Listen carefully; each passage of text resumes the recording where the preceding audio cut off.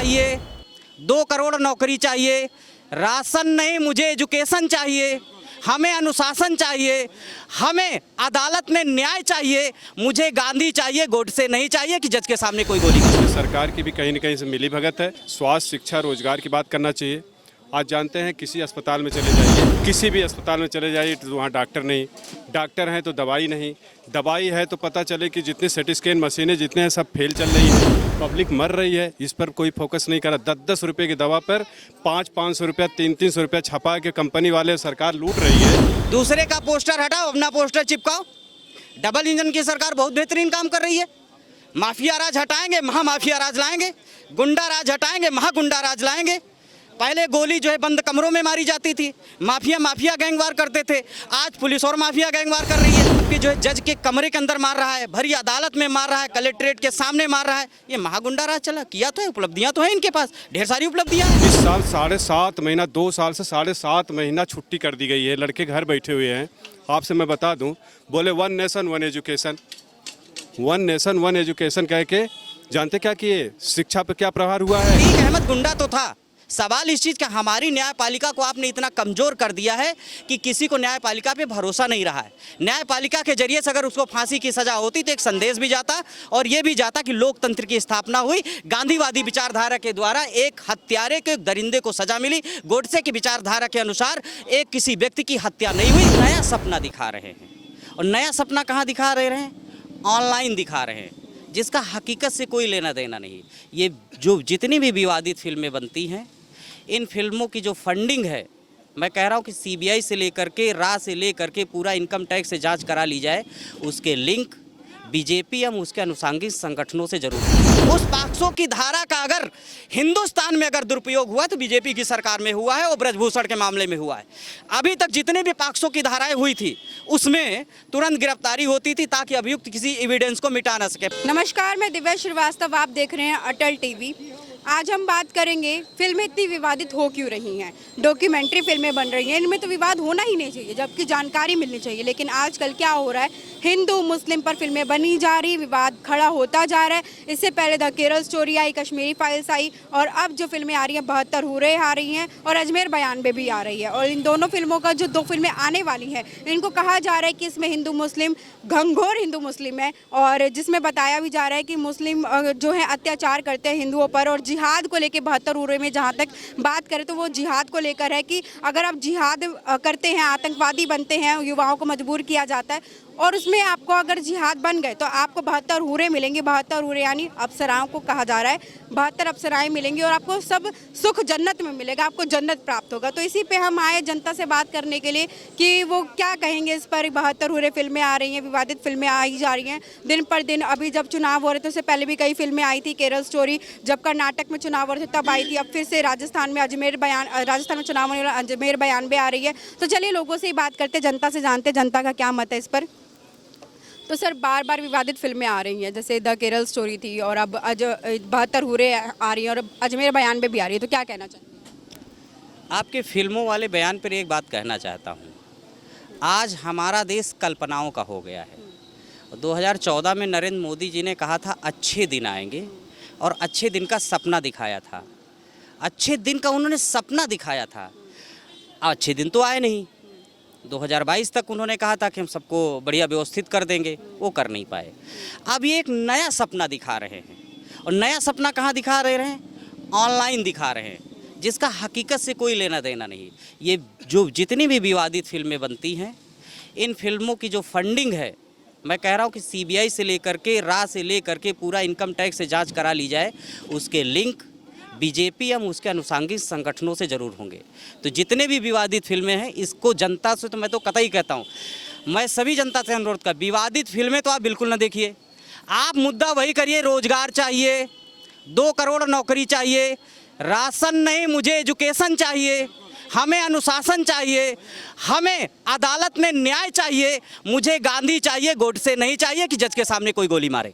इसलिए विवादित फिल्मों से बचने की ज़रूरत है। और ये विवादित फिल्में सिर्फ फंडिंग बनती है, एक प्रोपोगंडा है, कमाई का जरिया है, इसके सिवा कुछ नहीं। फिल्म सिर्फ एक कल्पना है, किसी से मिल गई तो मिल गई। और जो लोग फिल्म देखने जाएंगे उसकी पहली लाइन पढ़ लीजिएगा, ये फिल्म के सारे पात्र एवं घटनाएं काल्पनिक हैं, किसी से मिल जाए तो संयोग मात्र है। अब उसमें ये लिख दिया गया, चूंकि एक्शन होगा नहीं सेंसर बोर्ड की तरफ से, ये घटना सत्यता पे आधारित है, इसका पूर्व से इतिहास है। 2014 के पहले सारा अत्याचार हो रहा था, 2014 के पहले हमारा देश ही नहीं था। तो मैं खास करके उन लोगों से कहना चाहता हूँ जिनका देश 2014 के बाद बना हुआ है, अभी आप लोग सिर्फ कपड़े पहनिए, सूट बूट नहीं पहन सकते, क्योंकि 9 साल में बच्चा इतना बड़ा नहीं होता है कि बहुत कुछ करने लगे। बात खत्म। अच्छा, आप ये कह रहे हैं ना, ठीक है, अभी जब चुनाव की बात आई थी तो योगी आदित्यनाथ को कहा जा रहा था कि डबल इंजन की सरकार है, बेहतरीन काम किया, G20 GIS इस देश में डबल इंजन की सरकार बहुत बेहतरीन कर रही है। दूसरे का पोस्टर हटाओ, अपना पोस्टर चिपकाओ। डबल इंजन की सरकार बहुत बेहतरीन काम कर रही है। माफिया राज हटाएंगे, महा माफिया राज लाएंगे। गुंडा राज हटाएंगे, महा गुंडा राज लाएंगे।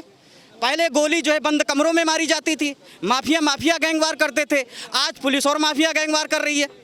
जो माफिया जो है सदन के अंदर मार रहा है गोली, आपके जो है जज के कमरे के अंदर मार रहा है, भरी अदालत में मार रहा है, कलेक्ट्रेट के सामने मार रहा है, ये महागुंडा राज चला। किया तो है, उपलब्धियां तो है इनके पास, ढेर सारी उपलब्धियां हैं। अतीक अहमद तो गुंडा था ना। एक मिनट, अतीक अहमद गुंडा तो था। सवाल इस चीज़ का, हमारी न्यायपालिका को आपने इतना कमज़ोर कर दिया है कि किसी को न्यायपालिका पे भरोसा नहीं रहा है। न्यायपालिका के जरिए से अगर उसको फांसी की सज़ा होती तो एक संदेश भी जाता और ये भी जाता कि लोकतंत्र की स्थापना हुई, गांधीवादी विचारधारा के द्वारा एक हत्यारे के दरिंदे को सज़ा मिली, गोडसे की विचारधारा के अनुसार एक किसी व्यक्ति की हत्या नहीं हुई। इससे जनता में एक सटीक मैसेज जाता, गांधी उसकी अतीक की जो हत्या हुई है ये सटीक हत्या हुई। लेकिन अगर ये लोकतंत्र और कानून के दायरे में होती तो बहुत बेहतरीन था। अगर कानून के दायरे में नहीं हो सकती, मैं एक बात और जनता से कहना चाहता हूं, आपको प्रोपोगंडा फैलाया गया कि अदालत में निर्णय बहुत देर में होता है। सवाल इस चीज़ का बैठता है, अदालत में बैठा कौन है? अदालत में जब पाक्सो की धारा बना दी गई, सुप्रीम कोर्ट के अंदर में बना, निर्भया कांड के बाद बनाई गई, उस पाक्सो की धारा का अगर हिंदुस्तान में अगर दुरुपयोग हुआ तो बीजेपी की सरकार में हुआ है और ब्रजभूषण के मामले में हुआ है। अभी तक जितने भी पाक्सो की धाराएं हुई थी उसमें तुरंत गिरफ्तारी होती थी ताकि अभियुक्त किसी एविडेंस को मिटा ना सके। पहला मैं ऐसा केस देख रहा हूं कि पाक्सो की धारा लगने के बाद अभियुक्त दर रैलियां करता रहा, सरकार के संरक्षण में करता रहा। अंत में पाक्सो की धारा नाबालिग लड़की से यौन उत्पीड़न की धारा को हटाई गई और हट जाएगी क्योंकि उस लड़की ने अपना बयान बदल लिया है। सवाल मैं वही कहना चाहता हूं, ये गुंडा राज की शुरुआत है, क्योंकि जब ये अदालत को कमजोर कर रहे हैं, जैसे पाक्सो को कमजोर कर दिया तो पहले भी इन लोगों ने अदालत को कमजोर किया। सवाल वहीं पर, अदालत को मजबूत करिए। अदालत के दायरे में रहकर अगर किसी को न्याय मिलता है, फांसी मिलती है या उसकी सजा होती तो ये स्वीकार्य है। अगर लेकिन सड़क पर गोली मार करके सजा होती है, गलत है। और इसी पुलिसिया कांड की बात कर ली, कितने फेक इनकाउंटर हुए, मारा गया था उनको, गोली लग गई उनको, 9 साल का बच्चा मिला। यहीं पर विवेक तिवारी को गोली मार दिया पुलिस वाले ने। उनकी विधवा जो यहाँ पर काम करती है, वो तो कहो दिनेश शर्मा जी की योगदान था, उनको बेचारी को नौकरी में उनके दोनों बच्चे अनाथ हो गए। ये पुलिस की कार्यशैली को, पुलिस को गुंडा बनाने का काम जो योगी सरकार ने किया है, ये लोकतंत्र के लिए कहीं से भी खतरा नहीं। मैं योगी जी से पुनः कहना चाहता हूँ, ये फिल्मों का चक्कर छोड़ करके जनता को रोजगार के सृजन में लगाइए, नहीं तो वरना फिर आप लोग देश को गुलामी की ओर ले जाएंगे। अभी आप तक फिर से आते हैं सर, क्या कहना चाहेंगे आप कि जो फिल्में हैं, ये कह रहे प्रोपेगेंडा फिल्में, ये जो अभी 72 हो रही आ रही, कश्मीरी फाइल्स थी या द केरल स्टोरी थी? देखिए ऐसा है, ये फिल्म प्रोड्यूसर क्या करते हैं, सब ये प्रायोजित होता है। फिल्म प्रोड्यूसर क्या करते हैं कि अपना एक गैंग बना लेते हैं, कुछ लड़कों को विश्व हिंदू परिषद का बना लेंगे, कुछ को हिंदू बना लेंगे, कुछ को मुसलमान बना लेंगे, उनसे कहेंगे झंडा लेकर के विरोध करो। जब किसी का विरोध होता है तो फिल्म पॉपुलर होने लगती है, लोग जो नहीं देखने वाले होते हैं बोलते हैं हम देखें। तो ये सब कमाने का सब जरिया है, इसमें सरकार की भी कहीं ना कहीं से मिली भगत है। तो इस चक्कर में ना पड़ के हमें स्वास्थ्य, शिक्षा, रोजगार की बात करना चाहिए।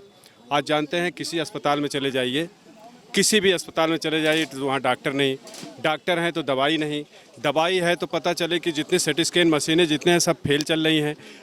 डॉक्टर हैं भी जहाँ सब चल रही तो सब प्राइवेट प्रैक्टिस कर रहे हैं, पब्लिक मर रही है, इस पर कोई फोकस नहीं कर रहा। 10-10 रुपये की दवा पर 500-500 रुपया, 300-300 रुपया छपा के कंपनी वाले सरकार लूट रही है, इस पर कोई चर्चा नहीं करेगा। एजुकेशन में कक्षा 10 और 12 वालों को मैं इस साल 7.5 महीना, 2 साल से 7.5 महीना छुट्टी कर दी गई है, लड़के घर बैठे हुए हैं।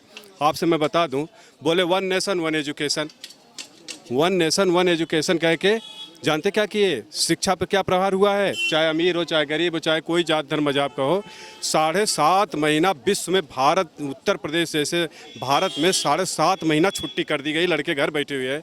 जैसे बोले 1 नेशन 1 एजुकेशन, इन्होंने क्या किया कि 15 दिसंबर से लेकर 15 जनवरी तक, 15 दिसंबर तक से जनवरी तक इन्होंने शीतकालीन अवकाश घोषित कर दिया। बोले कि ठंडी, पहले हम लोग पढ़ते थे तो 1 जुलाई से 20 मई का सत्र चलता था। 20 मई को 1 महीना 10 दिन के लिए यहाँ छुट्टी होती, जलवायु को देख करके यहाँ टाइम टेबल बनाया गया था। इन्होंने कहा कि अब ये टाइम टेबल उत्तर प्रदेश में जो कश्मीर का रहेगा, जो केरला का रहेगा, वही उत्तर प्रदेश का भी रहेगा।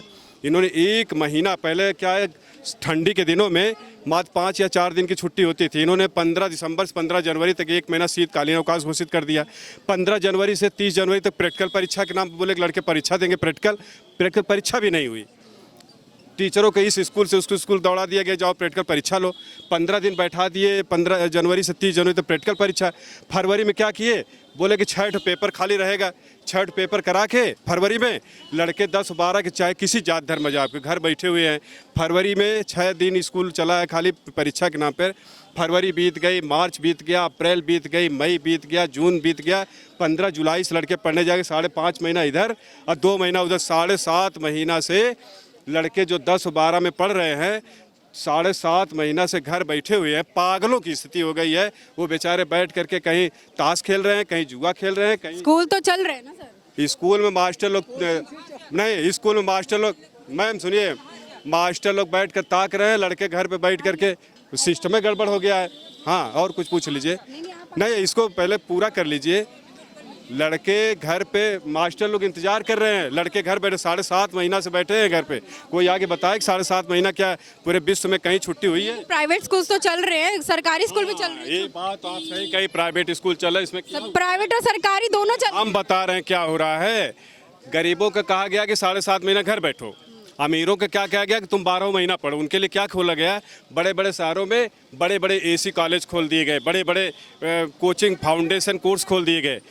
अमीरों के लड़के जा रहे हैं, AC रूम में पढ़ रहे हैं, और लेकिन गरीबों के लड़के, जो आम जनता के बच्चे, 90% लड़के घर पे बैठे हुए हैं, और जो 10% जो अमीर लड़के हैं, उनके लिए 24 घंटे कभी भी, मैंने 12 महीने कभी कह रहे हैं 7.5 महीने छुट्टी की गई है। 7.5 महीने समझ रहे हैं कितने दिन होते हैं?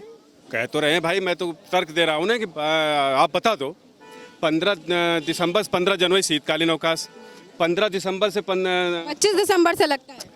नहीं, इस बार 15 दिसंबर छुट्टी हो गई थी। 15 दिसंबर से 15 जनवरी तक 1 महीना शीतकालीन अवकाश, 15 जनवरी से 30 जनवरी तक प्रैक्टिकल परीक्षा, फरवरी में 6 पेपर, इसके बाद लड़के की छुट्टी, घर बैठे हुए हैं। अब फरवरी, मार्च, अप्रैल, मई, जून, जुलाई, अब समझ लीजिए कि दिसंबर, फरवरी मार्च में तो पेपर ही हो रहा है, परीक्षा। फरवरी में 6 पेपर दे के घर बैठ गए लड़के। पहले क्या जाते 10 पेपर? नहीं, पहले बार क्या होता था मैडम जानती हैं? मार्च अप्रैल लास्ट तक परीक्षा होती थी, इसके बाद मास्टर लोग मई महीने में होम एग्जामिनेशन कर दिया जाता था बच्चों का। फिर जब मास्टरों की छुट्टी होती थी जून में, तो जा करके कापी जांचते थे। 15 जून से लेकर 25 जून तक रिजल्ट घोषित हो जाता था।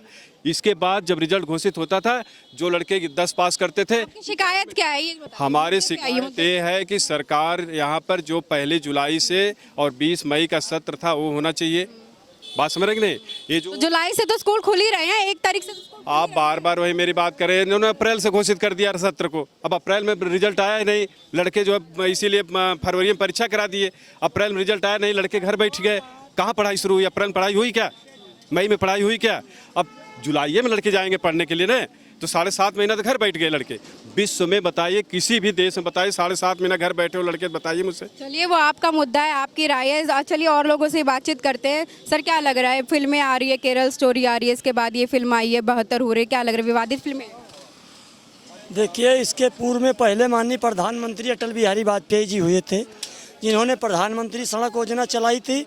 गांव-गांव 10 लाख रुपया बीघा ज़मीन बिकी, 100 रुपया क्रेडिट कार्ड चलाया, 100 रुपया पर 2 रुपया भी ब्याज पड़ा। वो अटल बिहारी वाजपेयी जी ने अच्छा काम किया। 77 में जब विदेश मंत्री थे, तब उन्होंने सऊदीया की रास्ता और विदेश की खुलवाई, जो देश खुशहाल हाल हुआ।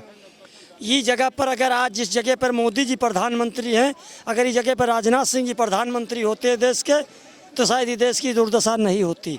अटल बिहारी वाजपेयी के बाद अगर कोई सोबर चेहरा भाजपा में बच रहे हैं तो राजनाथ सिंह या नितिन गडकरी, जो अटल बिहारी वाजपेयी की विचारधारा के, हर वर्ग के, हर समाज के। बाकी लोग आपको फिल्मों पर विवाद करते हुए नजर आ रहे हैं क्या?